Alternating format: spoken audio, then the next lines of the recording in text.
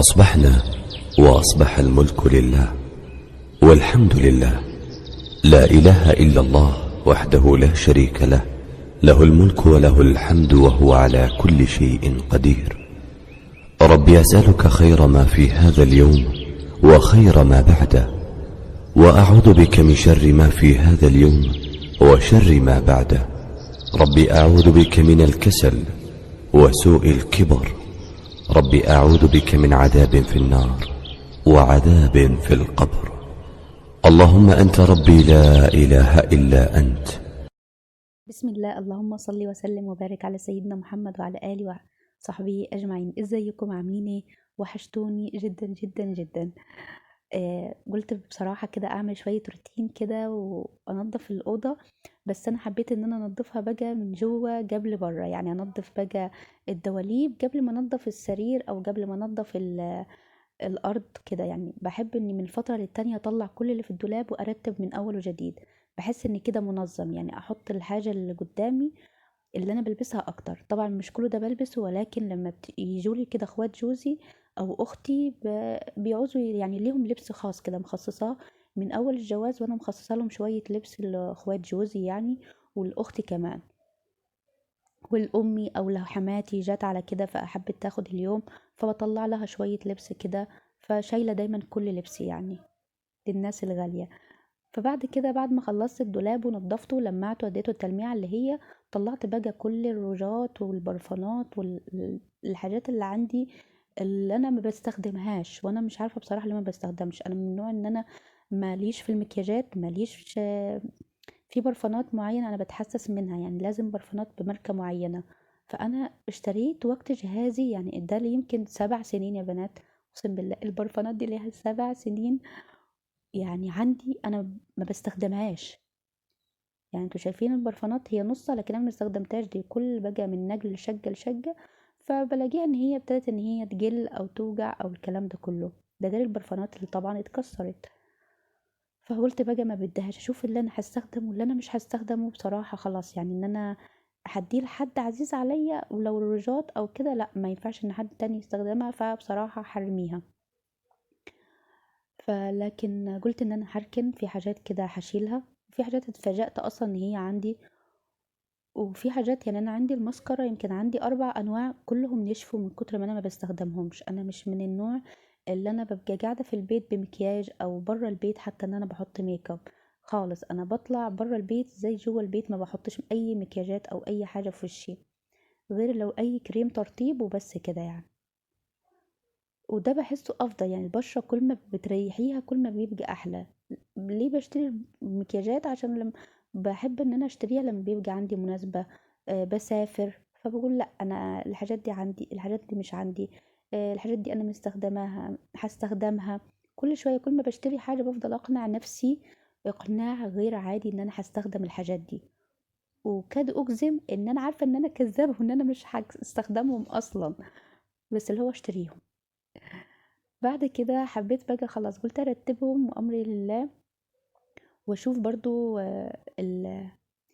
المونيكير. لقيت اغلب اكتر من 10 انواع او الوان مونيكيرات انا رميتهم، وانا زي ما هم جداد بس هم نشفوا.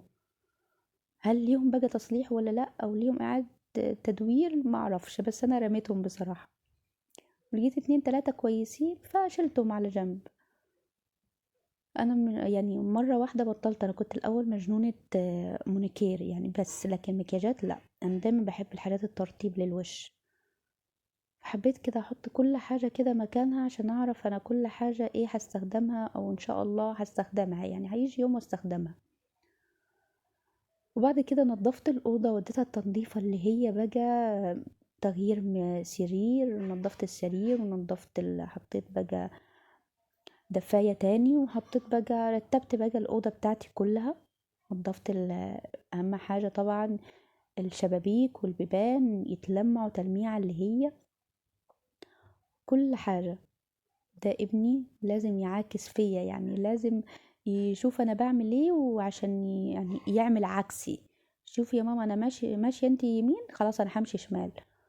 ويمكن طبيعة دي الأطفال، يعني اللي هو في سن ال5 سنين دي طبيعتهم.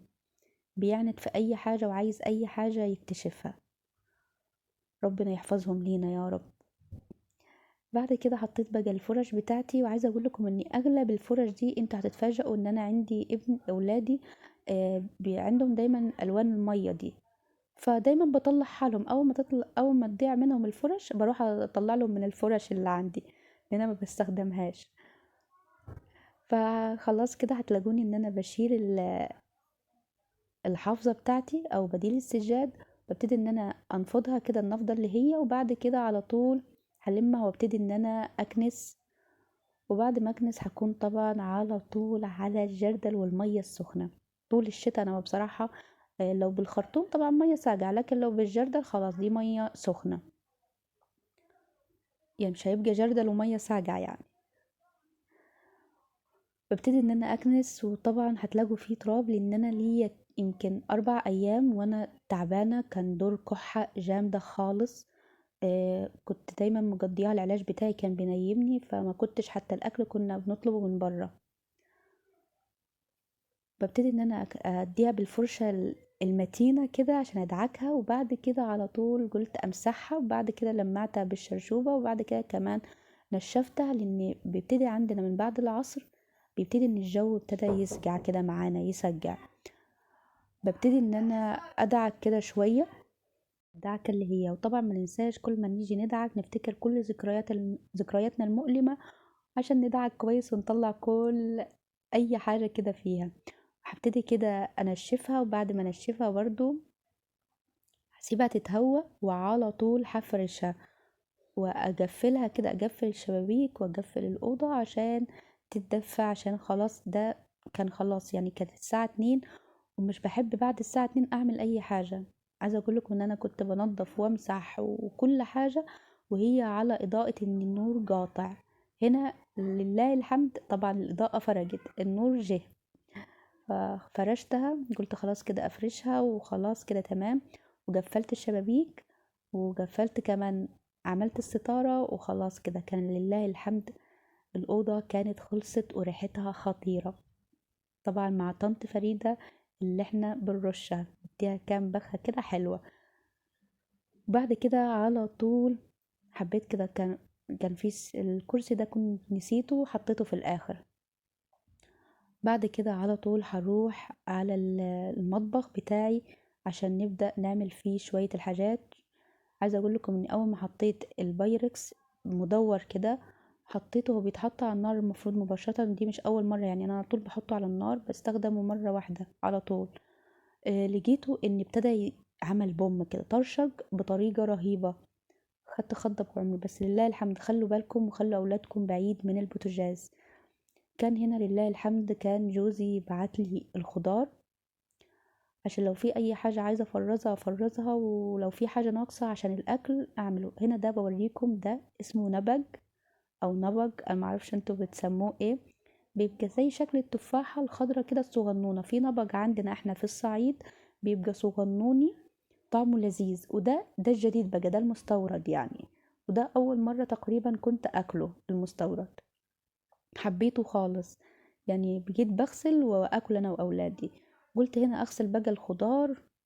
كان عندي بطاطا شويناها بعد الغدا، وكان عندي خيار والجزر، والخيار والجزر دول هنستخدمهم، هتلاقوهم في روتين بكرة كده ان شاء الله هنزله لكم عشان هنعمل بيه حاجات كده خير ان شاء الله، ربنا يمنع الموانع. وكان عندي كمان كان جايب لي خس عشان عارف ان انا بحبه فحطيته. بحب اغسل الخس كده لوحده، بحب احطه كده في ميه واحط له خل، وعلى طول اسيبه كده شويه بيطلع اي الحشرات، كل الحشرات اللي فيه. وكنت بحضر برضو الغدا، عملت طاجن بسله، وعملت فراخ مسلوقه يعني فراخ محمره، وعملت كمان شويه رز يعني انا وبغسل الخضار وكنت بحضر الغدا. وكمان عايزه اوريكم الطقم ده اشتريته خطير يا بنات، هو 20 قطعه. خلوا بالكم عشان فيه بيتباع 18 قطعة وفيه 20 قطعة، هاتوا ال20 لان الاتنين نفس النوع ونفس الماركة ونفس كل حاجة. هوريكم بقى المقاسات بتاعته يعني انا اندهشت، خطير من اول ما انت ممكن تستخدميه لابنك او لبنتك في اللانش بوكس، لغاية ما انت ممكن المجاسات تحطي فيها رز، تحطي فيها فاصوليا، تحطي فيها بسلة، تحطي فيها الحاجات دي. خزين تلاجة، خزين فريزر. وكمان ان هو ممكن تستخدميه في الميكروويف. بس انا طبعا ما كانش بصراحة، انا ما عنديش ميكروويف، انا عندي فرن. فانا مش هستخدمه في اي ميكروويف، يعني انا مش هستخدمه يعني في التسخينات، انا هستخدمه في التلاجة.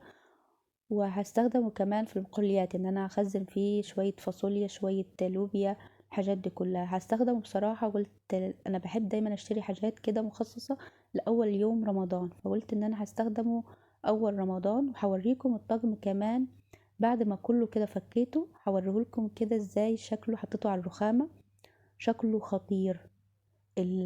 اللمعة الشفافة بتاعت البلاستيك بتاعته حلوة خالص، زائد ان هو كمان آه يعني مش مضر زي اي نوع بلاستيك عادي، فهو حلو خالص.